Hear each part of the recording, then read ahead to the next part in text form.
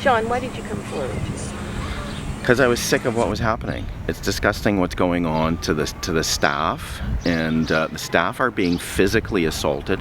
I don't think there's any other job I can think of, I mean, other than cops maybe, but I mean, cops have weapons, they can defend themselves. Teachers can't, and in fact, if a teacher actually does defend himself, then you get into trouble.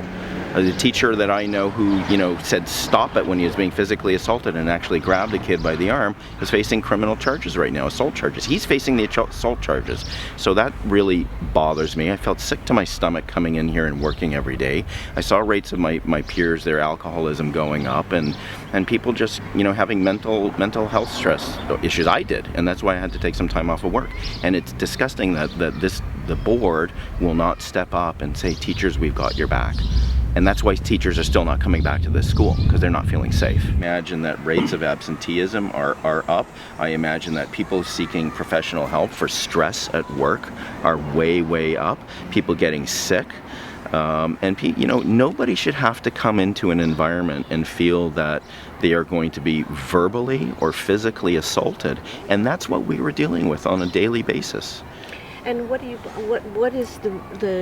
blame? Is it the board's policy? I think so. For sure it's the board's policy. I mean, yeah, you can talk about the problems with this kid or that kid, but overall, if you don't have a strong disciplinary policy, and this is what the issue was, that kids would be committing acts of violence, destroying property in the school, they go down physically assaulting either other students or staff, they would get sent down to the office and coddled and given a lollipop and sent back to class. And that's what progressive discipline is. And that policy was brought in under the Liberal government. And I'm hoping that the new government will look at, they said they're reviewing the math curriculum, and I hope that they're going to review the disciplinary. There should be suspensions. If a student dares to put their hand on a teacher, that kid should be out of this school. There should be no tolerance for that. One of our staff took a chair in the back and she went off, and she kept emailing the principal and saying, what are you going to do to guarantee my safety? And there was no response.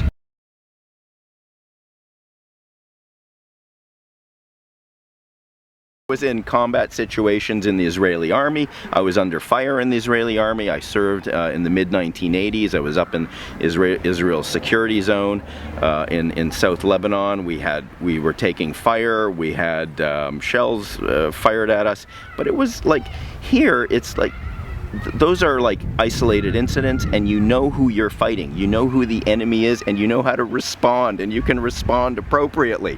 Here, your hands are tied. You're literally standing with your hands tied, and you have to, do nothing and try to teach in a crazy environment where kids are literally flipping chairs, going on the computer when they shouldn't be, destroying property, yelling expletives all the time. In kindergarten. It starts in kindergarten. And so these kids need help. The other problem with it is that the board or, across the province are getting rid of behavioral programs. I mean, I offered to start a program here for the kids in grade 5. As a grade 5 teacher, I went to the principal, I said, give me the 10 worst kids, the kids with the problems, the behavioral problems. Those kids can be reached. They are good kids. But if you just say to them, go into a regular classroom and sit down and start to learn, they won't. They won't for a few reasons. One, because they have impulse control issues, and they need to be trained how to calm down and get into a seat where they can learn.